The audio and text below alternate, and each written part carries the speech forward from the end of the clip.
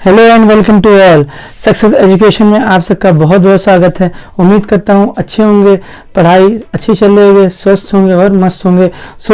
आपने विटामिन का टॉपिक पढ़ा होगा, ऐसा मैं उम्मीद करता हूँ। ज़रूर पढ़िएगा, आप सबके लिए बेहद ही नए नए क्वेश्चन, नए नए इन्फॉर्मेशन आपको मिलेंगे, कई सारे नॉलेज उससे मिलेंगे। ये जो टॉपिक होने वाला है, जो कि बहुत ही महत्वपूर्ण है एग्जाम पॉइंट ऑफ व्यू से, परीक्षा के दृष्टिकोण से, हमेशा कुछ कभी ना कभी क्वेश्चन इससे पूछ लिए जाते हैं। जैसे विभिन्न प्रकार के जीवों जंतुओं में जो गुणसूत्र की संख्या है, यानी क्रोमोसोम, गुणसूत्र को इंग्लिश में क्या बोलते हैं, क्रोमोसोम, उनके नंबर्स के बारे में जहाँ हमेशा पूछ ले जाते हैं कि गेहूं में कितने गुणसूत्र होंगे, खरगोश में कितने होते हैं, आलू में कितने होते हैं, मनुष्य में पूछ लेता है। तो मनुष्य में सबको पता है, लेकिन खरगोश में पूछ ले, तम्बाकू में पूछ लिए, आलू में पूछ लिया, चूहे में पूछ लिया है। So this is a very interesting topic. So and तक जरूर देखिए वीडियो। तो देखिए, एक ट्रिक है, नीचे बिल में चूहा गेहूं खाने मत आ। नीचे बिल है और वहां पे चूहा आता है, उसी के जरिए से क्या खाता है, गेहूं खा लेता है। तो वो एक इंसान कह रहा है नीचे बिल में चूहा गेहूं खाने मत आ। तो इसमें नी से मैंने यहाँ पे लिख दिया है, नी से क्या हो जाएगा, नी से नींबू, नी से नींबू। अब देखिएगा, नी से नींबू, बिल से दिख रहा होगा, बिल से बिल्ली, बिल से क्या है, बिल से बिल्ली, और चूहा लिखा ही हुआ है, गेहूं लिखा ही हुआ है, और खा से क्या हो जाएगा, खा से खरगोश, और माँ से क्या हो जाएगा, माँ से मनुष्य यानी मानव, ता से क्या हो जाएगा, ता से तम्बाकू, और आ से क्या हो जाएगा, आ से आलू। तो इससे पूरा मैंने कवर यहाँ पे इसीलिए अंडरलाइन कर दिया है कि इसका मतलब है। तो नींबू में हमेशा जानिएगा 18 भी होते हैं गुणसूत्र की संख्या, यानी लेमन में 18 भी होते हैं। ऑब्लिक करके लिख देता हूँ, 18 का दुगुना कितना होता है भैया, तो 18 का दुगुना 36। तो पेपर में अगर पेपर में आ जाए कि नींबू में गुणसूत्रों की संख्या कितनी होती है, तो अगर 18 आएगा तो 18 पे लगाएंगे, 36 आएगा तो 36 पे लगाएंगे। अगर दोनों आ गया तो ऑप्शन बनता है ए और बी पे, अगर आएगा तो ए बी दोनों, और अगर ए सी पे आएगा तो ए सी दोनों। अब देखिए, इसका हमने दुगुना किया ना, क्या किया, दुगुना, तो यहाँ पे दुगुना किया, गुणा 2 किया। लेकिन अब इसको हमें पकड़ना है, लास्ट का नंबर क्या है, लास्ट का नंबर बस बिल्कुल आप समझते रहिएगा, बिल्कुल याद, बिल्कुल दिमाग पे जोर नहीं लगाना है, बहुत झटके से में तुरंत याद हो जाएगा। अब 36 में अगर दो जोड़ते जाना है, हमें सम यानी 2 जोड़ते चले जाना है, सम ही संख्या आएगा। अब 36 में 2 जोड़ेंगे तो कितना हो जाएगा भैया, तो 36 में 2 जोड़ेंगे तो कितना हो जाएगा, 38। तो अगर क्वेश्चन पूछेगा बिल्ली में गुणसूत्रों की संख्या कितनी होती है, 38। अच्छा, 38 में 2 जोड़ देंगे तो कितना हो जाएगा, 38 में दो जोड़ देंगे तो 40, यानी चूहे में गुणसूत्रों की संख्या कितनी हो जाएगी, 40। अच्छा भैया, 40 में 2 जोड़ देंगे तो कितना हो जाएगा, तो सबको पता है भैया 42 होता है। तो 40 में 2 जोड़ देंगे तो 42, यानी गेहूं में गुणसूत्रों की संख्या कितनी होती है, 42 होती है। तो ये कितना अच्छा है। अब 42 में 2 जोड़ देंगे तो कितना हो जाएगा, तो 42 में 2 जोड़ देंगे तो कितना हो जाएगा भैया, 44। तो खरगोश में गुणसूत्र की संख्या कितनी होती है, 44। अच्छा, 44 में 2 जोड़ देंगे तो कितना हो जाएगा, तो 44 में 2 जोड़ देंगे तो भैया 46 हो जाएगा। क्या इसमें पढ़ना है, तो मनुष्य में सबको पता है, मानव में देखिए फिट बैठ रहा है ना, मनुष्य में 46 होता है, 23 पैर में पाया जाता है, ठीक 23 पैर में पाया जाता है।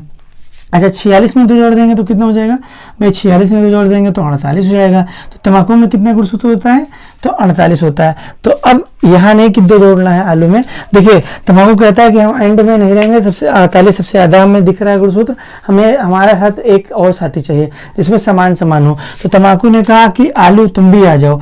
आलू का चालू बेटा कहाँ गए थे, पढ़ते थे, तो आलू को भी ले आया, और आलू में भी कितना होता है, 48 होता है। तो इस प्रकार से आलू और तम्बाकू में कितना होता है, 48 गुणसूत्र की संख्या होती है। तो पेपर में अगर पूछा जाएगा कि वह कौन से 2 वनस्पति हैं जिनके गुणसूत्रों की संख्या 48 होती है, तो तंबाकू और आलू में गुणसूत्रों की संख्या कितनी होती है, 48। ये कहता है हम 48 हैं तो हमें एक और 48 वाला चाहिए, तो तंबाकू ने आलू को भी बुला लिया।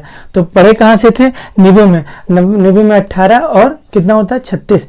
तो 36 को पकड़ा, 36 में 2 जोड़ा 38, तो बिल्ली में 38, 2 जोड़ा 40, तो चूहे में 40 गुणसूत्र, 40 में 2 जोड़ा तो 42, तो गेहूं में 42 गुणसूत्र। अच्छा, 42 में 2 जोड़ा तो 44, तो खरगोश में गुणसूत्र की संख्या कितनी होती है, 44। 44 में 2 जोड़ा तो 46, तो मनुष्य या मानव में गुणसूत्र की संख्या कितनी होती है, 46।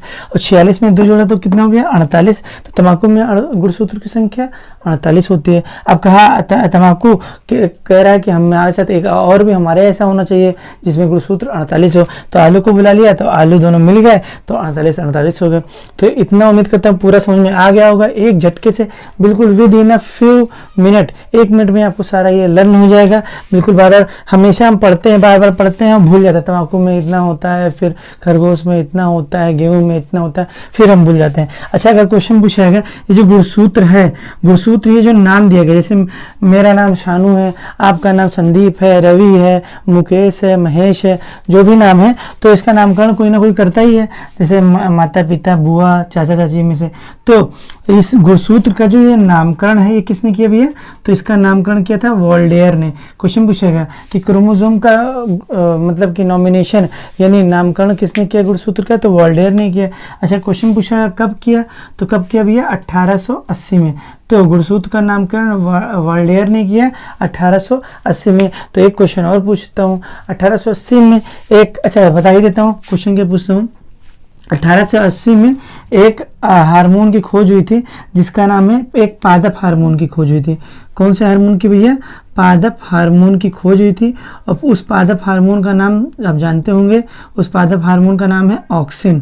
क्या नाम है भैया? ऑक्सिन। तो क्वेश्चन पूछा जाएगा ऑक्सिन क्या है? एक पादप हार्मोन यानी पौधों में वृद्धि देने वाला हार्मोन, प्लांट हार्मोन है, जिसकी खोज कब हुई थी? तो 1880 में हुई थी। तो आपको बताना है, 2 क्वेश्चन मैं आपसे पूछ रहा हूँ, अगले वाले वीडियो में मैं जरूर बताऊंगा, आप जरूर बताइएगा। पहले तो ऑक्सिन की खोज किसने किया था, ये आपको बताना है कि ऑक्सिन की खोज किसने किया था। और एक क्वेश्चन मैंने और लिख दिया है, बैरोमीटर की खोज किसने किया। इन दोनों की खोज आपको बताना है कि ये बैरोमीटर की खोज किसने किया और ऑक्सिन नामक प्लांट हार्मोन यानी पादप हार्मोन की खोज किसने किया। अच्छा, बैरोमीटर क्या है अगर क्वेश्चन पूछ लिया है तो बैरोमीटर क्या है? तो यहाँ पे मैंने लिखा है वायुमंडलीय दाब का मापक यंत्र। अब यंत्र ही है, मशीनी तो है, मीटर लग गया यानी मशीन ही है। तो एटमॉस्फेरिक हमारे जानते हैं जैसे कि वायुमंडल में 5 मंडल पाए जाते हैं। तो वायुमंडलीय दाब यानी एटमॉस्फेरिक प्रेशर को मेजर करने वाला डिवाइस, मशीन कौन सा है? बैरोमीटर। तो अगर क्वेश्चन पूछा जाएगा वायुमंडलीय दाब का मापक यंत्र कौन सा है, तो किस पे टिक लाएंगे? बैरोमीटर। तो इन दोनों की खोज बताना है कि बैरोमीटर की खोज किसने किया और पादप हार्मोन की खोज किसने किया। तो अगले वीडियो में मैं इसका आंसर जरूर बताऊंगा, लेकिन उम्मीद करूंगा कि आप कमेंट सेक्शन के बॉक्स में मुझे आंसर देंगे। तो उम्मीद करता हूं ये आपको बहुत अच्छा लगा होगा ये टॉपिक। सो लाइक कीजिए, शेयर कीजिए एंड सब्सक्राइब कीजिए। Thank you for watching and keep it up.